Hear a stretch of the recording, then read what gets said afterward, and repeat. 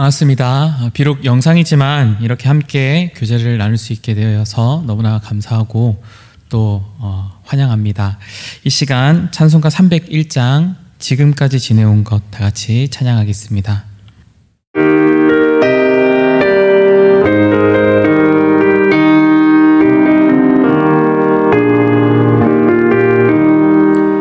지금까지 지내온 것 주의 크신 은혜라 한이 없는 주의 사랑 어찌 이루 말하랴 자나깨나 주의 손이 항상 살펴주시고 모든 일을 주 안에서 형통하게 하시네. 몸도 맘도 연약하나 새 힘 받아 살았네. 물 붓듯이 부으시네. 주의 은혜 족하다. 사랑 없는 거리에 나 험한 산길 헤맬 때 주의 손을 굳게 잡고 찬송하며 가리라.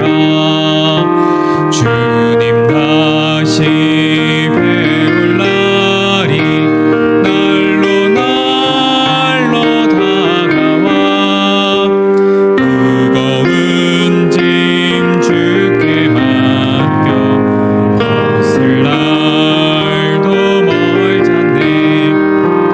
나를 위해 예비하신 고향 집에 돌아가 아버지의 품 안에서 영원토록 살리라. 아멘. 사랑이 많으신 우리 아버지 하나님, 오늘 우리가 하나님의 말씀을 가지고 교제할 수 있게 은혜를 베풀어 주심에 감사를 드립니다.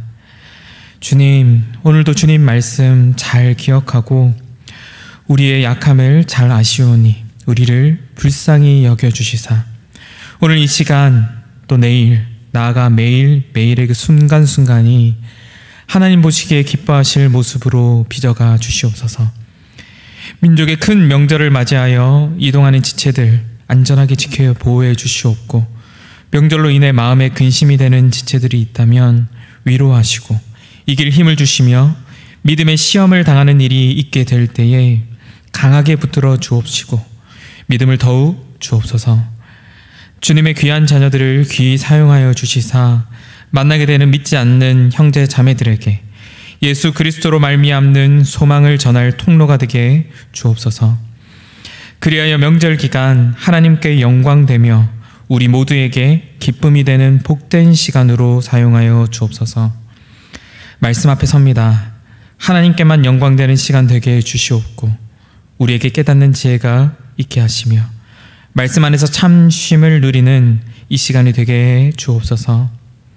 감사를 드리옵고 이 모든 말씀 살아계신 예수 그리스도의 이름으로 기도드립니다. 아멘. 오늘 하나님께서 우리에게 주시는 말씀은 히브리서 9장 27절 말씀입니다. 히브리서 9장 27절 말씀 신약성경 362페이지에 있습니다. 함께 봉독하도록 하겠습니다.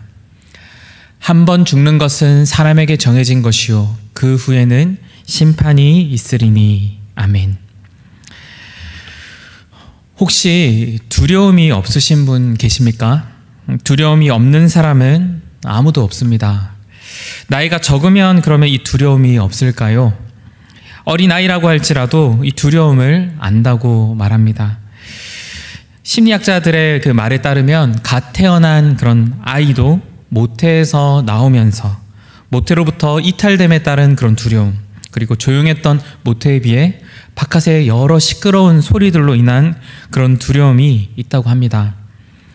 그러면 나이가 많으면 두려움이 없을까요?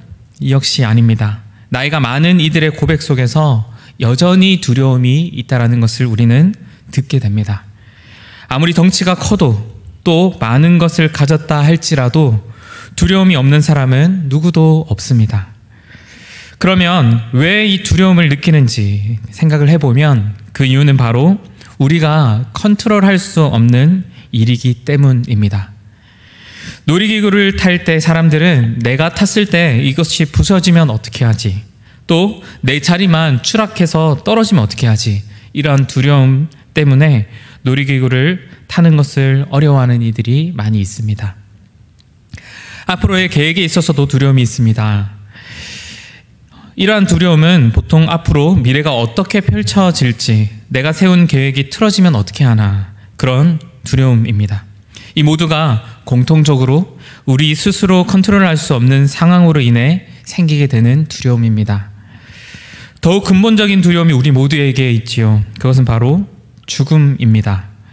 세상 모든 사람, 즉 부유하든 그렇지 않든 어떤 사람도 예외 없이 모두 다 죽음을 경험하게 됩니다. 죽음을 스스로 컨트롤할 수 있는 사람은 역시 아무도 없습니다. 세상에 대한 애착이 아무리 강하다 할지라도 이 죽음을 막을 수는 없습니다. 그저 할 수 있는 것이라고는 다가오는 이 죽음에 대한 생각 앞에서 도저히 예측할 수도 없고 컨트롤할 수도 없는 이 죽음을 생각하지 않으려 회피하는 것 외에 할 수 있는 일은 아무것도 없습니다. 내적인 아픔이 극대화되어 스스로 목숨을 끊는 그런 가슴 아픈 일 역시 결국은 경험하게 될 그 죽음에 대한 회피하는 일에 속한 것입니다. 이렇게 볼 때 삶은 죽음을 향해 나아가는 과정입니다. 죽음은 어떤 사람도 제외시키지 않고 모든 사람들의 삶에서 항상 그림자처럼 따라다닙니다. 그래서 종교개혁자 칼빈은 이 세상에 살아있다라는 이것은 죽음 속에 잠겨있는 것과 같다, 그렇게 표현을 하기도 합니다. 죽음이 우리를 두렵게 또 슬프게 만드는 이유는 죽음이 우리에게 가져다주는 아픔 때문입니다. 이것은 어떠한 육체적인 고통을 의미하는 것이 아닙니다. 죽음은 단절이기 때문입니다. 우리가 사랑하는 이들로부터 혹은 사랑하는 이들을 우리로부터 갈라놓는 것이 바로 죽음이지 않습니까? 이것이 두렵고 슬픈 궁극적인 이유입니다. 죽음을 진지하게 고민하게 되면 깊은 허무에 빠지게 됩니다. 나아가 죽음은 우리에게 주어진 모든 일이 주는 의미와 기쁨도 앗아갑니다. 또한 죽음 이후에 주어질 심판에 대한 막연한 생각도 슬픔으로 이어지게 하는데요. 심판에서 자유하기 위해 수많은 사람들이 끊임없는 선행을 해보지만 도대체 어느 정도 선행을 해야 하는지 그 정도를 알 길도 없고 만족이 주어질 수도 없습니다. 우리가 살아가는 이 시대는 죽음에 대해 생각하지 않으려 합니다. 애써 회피합니다. 죽음에 대한 두려움과 슬픔에 잠기지 않기 위해 다른 쾌락적인 것, 잠시 이 두려움과 슬픔으로부터 마취시켜줄 무언가를 끊임없이 찾아 의지하게 됩니다. 어떤 이들은 죽음이란 그저 자연의 이치로서 계속된 순환의 과정을 거치는 것이니 애써 벗어나려 발버둥 치지 말고 그저 의연히 누리다가 죽음을 맞이하라, 그렇게 초연한 자세를 가지라고 권면하기도 합니다. 이 역시 생각해보면 회피하는 것에 불과합니다. 인간의 가장 궁극적인 두려움인 이 죽음 앞에 섰을 때 우리는 많은 말을 할 수가 없습니다. 하지만 모두가 경험하게 되는 이 죽음 앞에서 우리가 어떤 태도를 가질지 생각하고 준비하는 것은 중요합니다. 예수 그리스도로 말미암아 믿음으로 하나님의 자녀가 된 우리, 세상에서 빛으로 살아가야 하는 우리는 어떻게 이 죽음을 생각하고 또 어떤 자세를 가지고 죽음을 대해야 할까요? 오늘 본문 말씀을 보면 히브리서 9장 27절 말씀은 한 번 죽는 것은 사람에게 정해진 것이요 그 후에는 심판이 있으리니 라고 말씀합니다. 한 번 죽는 것은 모든 사람에게 정해진 것이다. 그렇게 말씀하고 있는 것입니다. 어떤 사람의 말과 같이 죽고 난 뒤 다른 무언가로 환생된다. 그렇게 되풀이되는 것이 아니라 우리의 육체적 삶은 단 한 번뿐이라고 분명히 말씀하고 있는 것입니다. 그리고 그 뒤에는 심판이 있을 것이다. 그렇게 말씀합니다. 이어지는 28절 말씀은 이와 같이 그리스도도 많은 사람의 죄를 담당하시려고 단번에 들임받으셨고 구원에 이르게 하기 위하여 죄와 상관없이 자기를 바라는 자들에게 두 번째 나타나시리라. 이렇게 말씀합니다. 이 말씀은 우리가 하나님과 죄로 인해 단절된 상태, 그리고 하나님의 심판 앞에서 우리 스스로는 벗어날 수 없는 존재였지만 하나님이시며 우리의 대제사장이신 예수 그리스도께서 약속하신 말씀대로 이 땅에 오셨고 또 그의 몸을 제물로 드려 우리 죄를 완전히 씻으실 뿐만 아니라 이를 통하여 자유롭게 하나님 앞에 나아갈 수 있도록 이끄셨다. 그렇게 말씀하시고 있는 것입니다.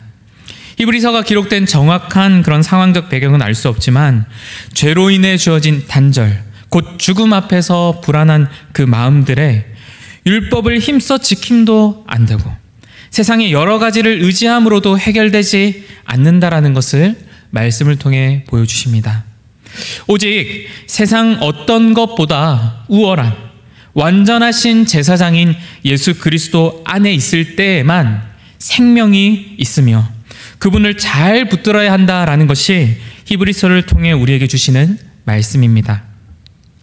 이처럼 우리가 살아가는 이 시대에도 죽음에 대한 왜곡이 있지요.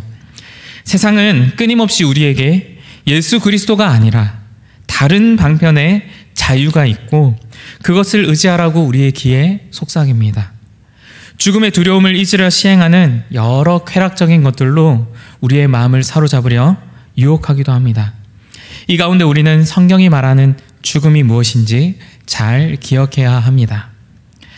성경을 통하여서 죽음을 이해할 때에 첫 번째, 창조적인 관점, 하나님의 창조 관점에서 살펴보기를 원합니다. 창세기 1장부터 하나님께서 말씀으로 세상의 모든 것을 존재하게 하셨다. 그렇게 말씀하는 것을 우리는 너무나 잘 알고 있습니다. 아름다운 하늘과 바다, 산과 그리고 하늘에 떠 있는 아름다운 해와 달, 별들, 그리고 땅과 바다에 살고 있는 동물과 식물들, 이 모든 것이 하나님께서 말씀으로 지으신 피조물들이다. 그렇게 창세기 말씀을 통해서 우리는 알고 있습니다. 하나님께서는 마지막으로 남자와 여자를 만드시고 이 모든 것을 보시고 보시기에 좋다라고 그렇게 또한 말씀하셨습니다.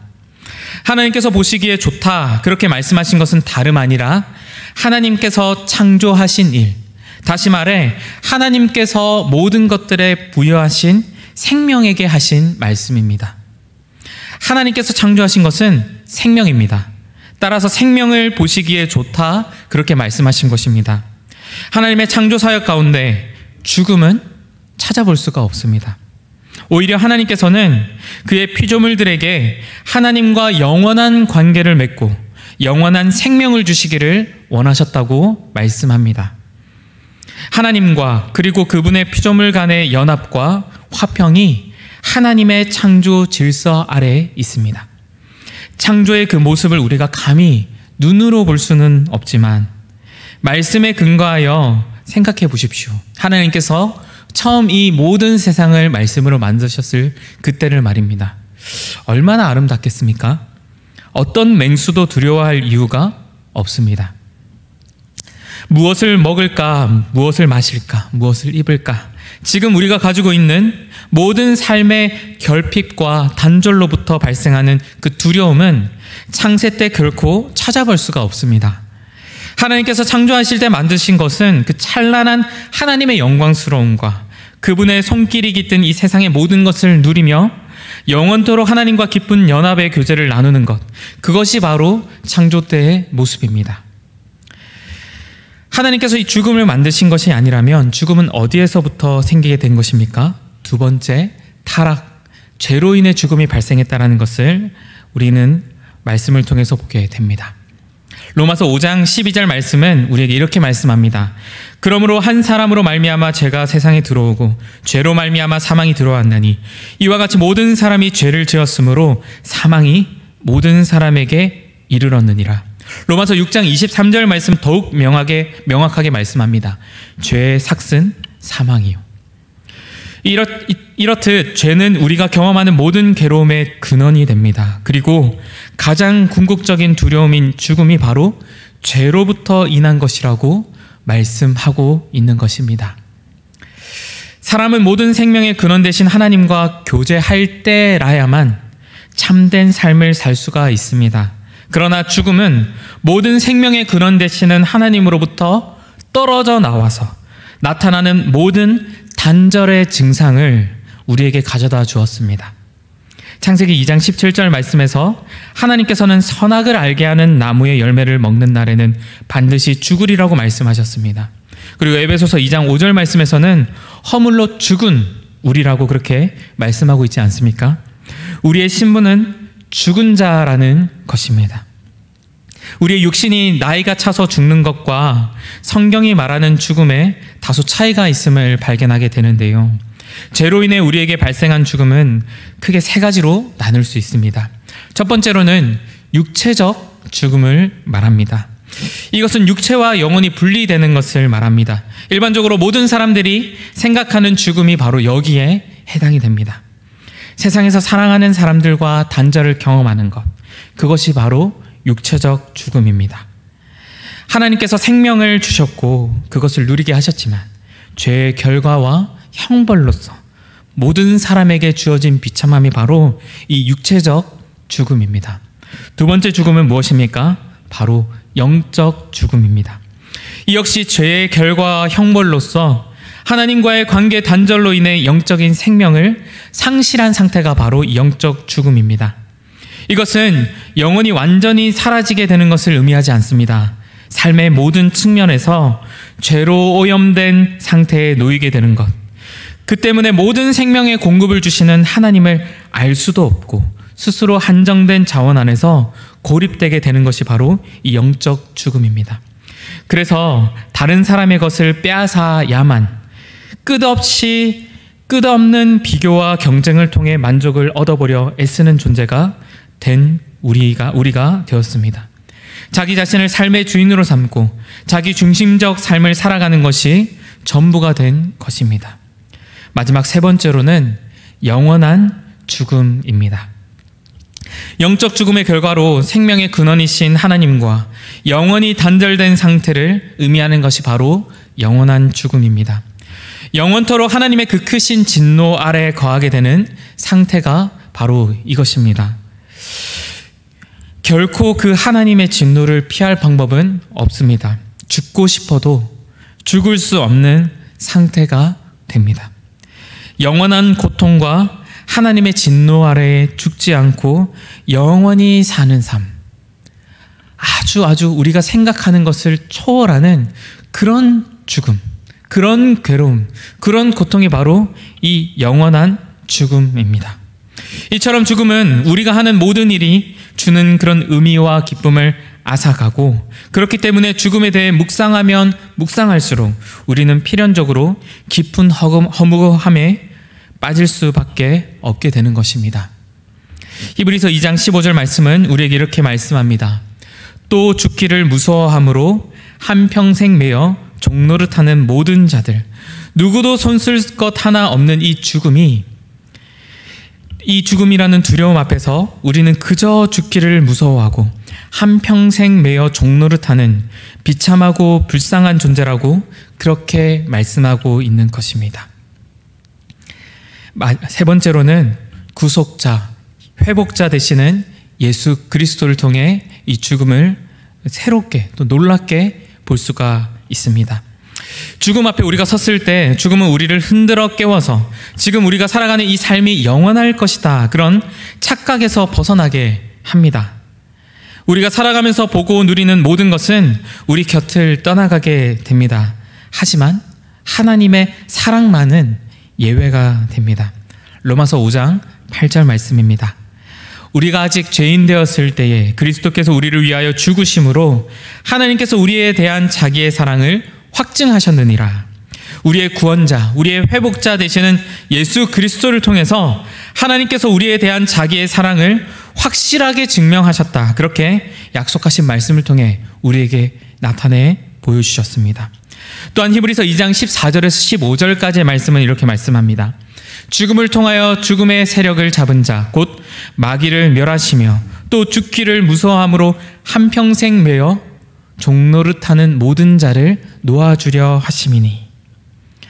하나님의 사랑은 우리와 함께 죽음 속으로 들어갑니다. 우리를 위해, 우리에게 생명을 주시기 위해, 우리를 죽음의 그 두려움으로부터 벗어나게 해주시기 위해 우리 주 예수 그리스도께서 우리가 마땅히 있어야 할 그 무덤 속으로 대신 들어가신 것입니다. 그리고 그 죽음을 통과해 우리로 하여금 하나님의 그 넓으신 품에 안기도록 해주셨습니다. 그렇기 때문에 우리가 잃을 수 없는 유일한 것은 오직 하나, 우리를 향한 주님의 사랑만이 남게 됩니다. 다른 종교들이 죽음을 말하고 있고 또 죽음 이후의 삶에 대해서 말합니다. 하지만 대부분 죽음 이후의 삶을 준비하기 위해 부단히 선행을 해야 한다, 그렇게 말을 하지요. 그러나 죽음 이후에 서게 될 이 심판에서 자유할 수 있을 만한 선행의 그 정도가 도대체 어느 정도입니까? 또 스스로 그것에 만족했다고 고백할 수 있는 사람이 어느 누가 있습니까? 성경은 우리의 어떤 행위도 결코 심판에서부터 자유할 수 없다고 그렇게 말씀합니다. 오직 우리 대신 죽으시고 다시 살아나심으로 죽음을 이기신 우리 주 예수 그리스도 안에 있을 때에만 자유할 수 있다고 그렇게 말씀합니다. 로마서 6장 11절 말씀입니다. 이와 같이 너희도 너희 자신을 죄에 대하여는 죽은 자요 그리스도 예수 안에서는 하나님께 대하여는 살아있는 자로 여길지어다. 마지막 완성의 단계에서 이 죽음을 이해할 수가 있습니다. 하나님께서 창조하신 생명에 죄로 인해 죽음이 찾아왔습니다. 그러나 예수 그리스도로 말미암아 그 안에서 결코 정죄함이 없으며 영원한 생명을 주시겠다 약속하셨습니다. 다시 말해 하나님의 사랑을 예수 그리스도를 통해서 확증해 주신 것입니다. 따라서 그리스도 안에 있는 자들은 세상 사람들과 똑같은 마음으로 육신의 죽음을 두려워하지 않아도 됩니다. 우리의 육신이 쇠하게 될 것이고 우리 역시 죄의 결과와 형벌로서 육신의 죽음을 맞이하겠지만 이후에 있을 심판 앞에서 그리스도 안에 있는 우리는 완전한 자유가 주어졌기 때문입니다. 요한계시록 21장 4절 말씀은 우리가 누리게 될 영광의 나라를 이렇게 말씀합니다. 모든 눈물을 그 눈에서 닦아주시니 다시는 사망이 없고 애통하는 것이나 곡하는 것이나 아픈 것이 다시 있지 아니하리니 처음 것들이 다 지나갔음이러라. 우리는 그리스도 안에서 생명의 근원이신 하나님과 영원한 교제를 누리며 어떤 아픔도 어떤 눈물도 잊지 않는 그 날을 소망할 수 있게 된 것입니다. 그렇기 때문에 우리는 기뻐할 수 있게 되는 것입니다. 우리는 이 죽음을 성경을 통하여서 이해해 보게 되었습니다. 그렇다면 우리는 어떻게 죽음을 대하면서 살아가야 하겠습니까? 장례식장이나 화장터에 가면 마음이 무겁습니다. 그 분위기가 주는 것이 있고 또 너무나 애타게 슬퍼하는 이들의 그러한 모습을 보면 이 역시 그 슬픔이 전해지고 우리에게 또 무거운 마음이 전해지기 때문입니다.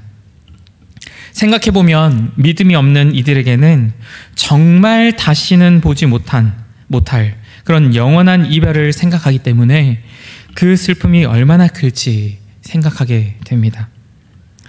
그리스도인인 우리는 죽음 앞에서 어떤 모습을 가져야 할까요?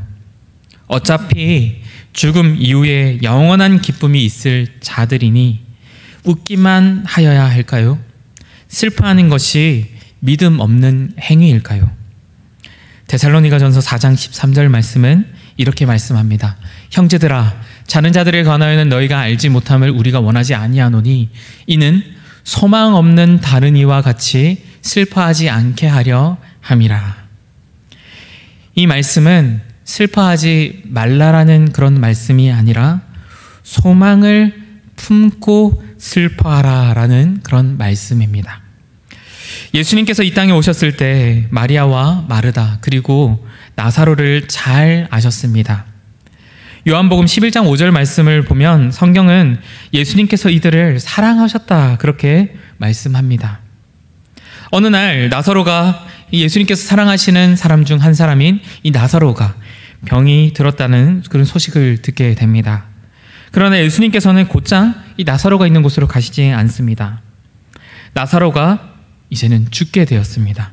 이 나사로의 죽음을 예수님께서는 아시고 나사로의 무덤이 있는 곳을 향해 걸어가십니다.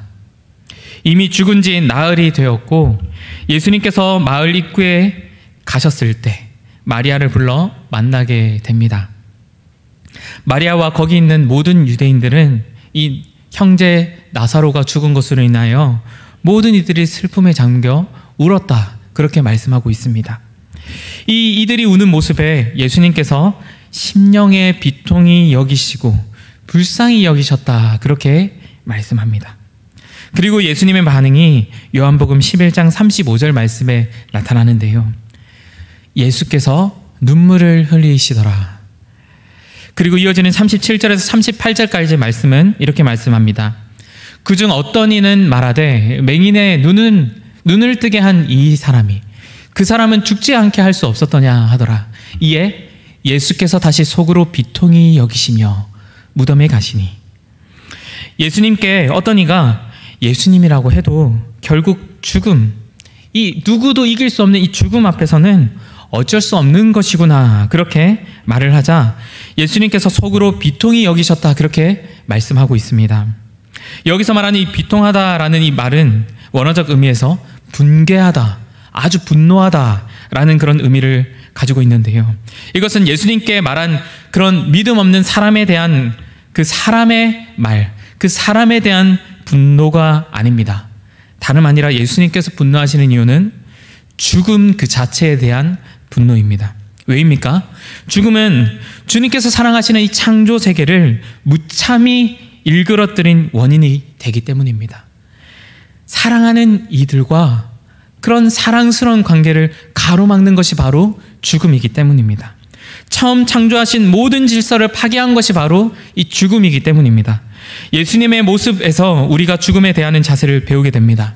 첫 번째로는 슬퍼하는 것입니다. 물론 예수님께서도 나사로가 다시 살아나실 것을 아셨고 이것이 아버지께서 계획하신 일인 것도 아셨습니다. 그러나 죽음이 하나님께서 아름답게 창조하신 이 피조 세계를 망쳐 놓아서 시간이 갈수록 인간은 기력을 잃게 되고 죽게 되는 그 인생의 불쌍함을 아셨기 때문에 슬퍼하시는 것입니다. 그리고 측은히 여기서 함께 우셨습니다. 로마서 12장 15절 말씀은 이렇게 말씀합니다. 즐거워하는 자들과 함께 즐거워하고 우는 자들과 함께 울라. 이렇게 슬퍼하는 것은 잘못된 것이 아니라 당연한 일이 되게 됩니다. 두 번째로는 죽음에 대해서 분노하는 것입니다. 죽음 앞에서 우리는 이 세상의 창조주이신 하나님을 마주하게 되죠. 이 세상의 생명의 근원이 누구이신지를 생각하게 됩니다. 또한 죄로 물든 우리가 이 세상의 한계가 무엇인지를 보게 됩니다. 아름다운 창조 세계, 하나님과 연합의 관계를 맺었던 이 피조 세계가 방해자로 인해 생기게 된 것이 바로 죄로 인한 죽음이지 않습니까? 마지막으로 더욱 열심을 내는 일입니다. 죽음 앞에 슬퍼하고 분노하는 것이 전부는 아닙니다. 그 뒤에 소망이 뒤따라야 합니다. 무엇을 소망해야 합니까? 슬픔과 분노의 대상인 이 죽음을 우리 주 예수 그리스도께서 승리하셨기 때문입니다. 예수님께서 죽으심으로 말미암아 우리는 해방이 되었습니다. 예수님께서 죽음에서 승리하셨기 때문에 우리도 장차 그분의 부활에 동참하게 됩니다. 이것이 바로 우리의 변하지 않는 영원한 소망입니다. 이 소망은 확실하며 이 소망을 변하게 할 수 있는 이는 그 누구도 없습니다. 이 소망을 가진 우리는 그러면 어떻게 살아야 합니까? 칼빈은 신자가 죽을 인생을 생각하며 그 비참한 상태를 깨닫는 동시에 내세의 영원한 삶을 사모하는 일에 더 깨어있고 더 열심을 내어야 한다, 그렇게 말씀합니다. 다시 말해, 이 죽음 앞에서 이 죽음이 우리에게 가져다주는 이 슬픔이 무엇인지를 분명히 깨달아 알고 육신의 죽음으로 인하여서 더 이상 사랑하는 자들을 보지 못하는 그런 아픔에 슬퍼하고 그 아픔을 경험하고 있는 이들과 함께 같이 슬퍼하되 이것으로 끝이 나는 것이 아니라 우리에게는 이 죽음을 이기시고 영원한 소망을 주신 그 소망을 기억하여서 함께 기뻐하고 그 소망을 기억함으로써 힘써 주어진 삶을 살아가라라는 것입니다. 사망아 너희 승리가 어디 있느냐, 사망아 내가 쏘는 것이 어디 있느냐 하고 그렇게 담대하게 선포하며 죽음 앞에 우리는 웃을 수 있습니다. 웃으며 장차 일어날 일을 생각하고 기뻐하는, 노래하는 그런 삶을 살아야 할 것입니다. 말씀을 정리하고자 합니다. 오늘 우리는 세상에서 빛으로 살아가기 5번째, 죽음에 대해서 함께 말씀을 통해서 보게 됩니다. 한 번 죽는 것은 정해진 것이고 또한 그 이후에 심판이 있을 것이다, 성경은 분명히 말씀합니다. 세상에 많은 사람들이 죽음을 생각만 하더라도 허무함에 빠지기 때문에, 해결할 수 없는 그런 강력한 두려움이기 때문에 이 죽음에 대해서 생각하지 않고 준비하지 않으려 합니다. 믿는 우리, 영원한 소망이 주어진 우리, 예수 그리스도로 말미암아 기뻐할 수 있는 우리에게는 이 죽음을 어떻게 준비하고 생각해야 하겠습니까? 하나님께서 아름답게 만드신 이 세상에 죄로 인해 죽음이 들어왔고 이 죽음이 얼마나 강력하여서 하나님과 관계를 멀어지게 만들고 이 세상 모든 질서를 뭉개버리는, 하나님께서 분노하시는, 미워하시는 그런 이 죄로 인한 죽음이 발생했다라는 것, 이것을 잘 기억해야 합니다. 그리고 이것으로 끝나는 것이 아니라 우리를 위해서 참된 사랑이신 그 예수 그리스도께서 이 땅에 오셨습니다. 그분 안에서 우리는 죽음을 두려워하지 않게 된 자들이 되었습니다. 이 죽음에서 벗어나서 우리는 영원한 삶, 영원한 생명에 들어가는 자들이 되게 된 것입니다. 하지만 우리 근처에, 우리 주변에 사랑하는 이들로부터 단절되는 괴로움과 슬픔은 있지요. 함께 슬퍼는 하되 영원한 슬픔에 젖을 것이 아니라, 영원한 허무에 빠져 있을 것이 아니라 우리에게 영원한 소망을 주셔서 이제는 죽고, 믿는 자가 이제는 죽고 영원한 기쁨에 있을 것을 기대하며 우리도 결국은 영원한 그 기쁨 가운데, 영원한 그 소망이 이루어지는 것 가운데 우리가 들어갈 것을 기대하며 오늘 이 하루, 내일 하루, 모레, 매일매일의 그 삶이 하나님께서 우리에게 허락하여 주시는 그런 하루하루의 삶 가운데 힘써 살아가는 것이 우리가 죽음에 대해서 가져야 할 자세가 됩니다. 말씀을 생각하시면서 기도하셨으면 좋겠습니다. 3가지 기도 제목입니다. 첫 번째로는 말씀을 생각하시면서 죽음에 대한 이해를 분명히 갖고 이 죽음을 준비하는 자가 될 수 있도록 우리가 함께 기도했으면 좋겠습니다. 두 번째로는 주님의 몸된 교회를 위해서 기도해 주셨으면 좋겠습니다. 진행되는 사역들, 또 영원한 죽음에 거해야 할 믿지 않는 많은 이들을 주님 앞으로 나오게 하는 그런 통로로 쓰임받도록 우리가 전도축제를 준비하고 있는 가운데 있습니다. 이 계기를 통하여서, 이 시간들을 통하여서 가깝게는 가족들과 또 속해 있는 자리자리에 만나는 사람들이 이들이 영원한 죽음의 그 괴로움을, 또 괴로움과 그런 낙심으로부터 벗어나서 영원한 생명과 소망을 가질 수 있도록 주님 앞에 이끄는 그런 시간입니다. 그것을 위하여서 잘 진행될 수 있도록, 또 이 교회의 어려움이 생기지 않도록 기도해 주시길 부탁드립니다. 또한 모든 직분자들을 위하여서 기도해 주셨으면 좋겠습니다. 세워주신 다임 목사님, 올로 목사님, 또 장로님들과 여러 직분자들 가운데 하나님의 사랑으로 이 교회를 하나님 기뻐하시는 것으로 만들어 달라고 그렇게 이 직분자들 위하여서도 기도해 주셨으면 좋겠습니다. 앞에 보시는 이 기도 제목들을 가지고 기도하시며 자유하시기를 바랍니다. 함께 기도하겠습니다. 사랑이 많으신 우리 아버지 하나님, 참으로 감사를 드립니다. 아버지 하나님, 오늘 죽음에 대해서 성경이 말하는 바를 우리가 살펴보았습니다. 하나님, 죽음에 대해서 생각하는 것이 나이가 연소할수록 더 이것을 회피하는 경향이 있습니다. 하지만 하나님, 우리에게 허락하여 주신 그 생이 어느 때까지인지 하나님만 아십니다. 하나님, 마치 영원히 살아갈 것처럼 생각하며 죽음은 먼 일처럼 생각하며 살아가는 것이 우리의 모습이지 않습니까? 하나님, 우리가 이 죽음 앞에서 얼마나 비참한 존재인지를 기억하며 살아갈 수 있도록 해주십시오. 세상이 아름답게 만드셨고 하나님과 그 아름다운 관계를 맺도록 하셨는데, 그럼에도 불구하고 하나님, 죄로 말미암아 영원한 죽음에 걸려서 영원한 하나님과의 단절을 갖게 됨으로써 영원한 생명을 공급해 주신 그 하나님을 찾을 수도 없고 감히 알 수도 없는 그런 비참한 상태에 놓여있는 우리가 예수 그리스도로 말미암아 영원한 생명을 얻었음을 우리가 말씀을 통해 보게 되었습니다.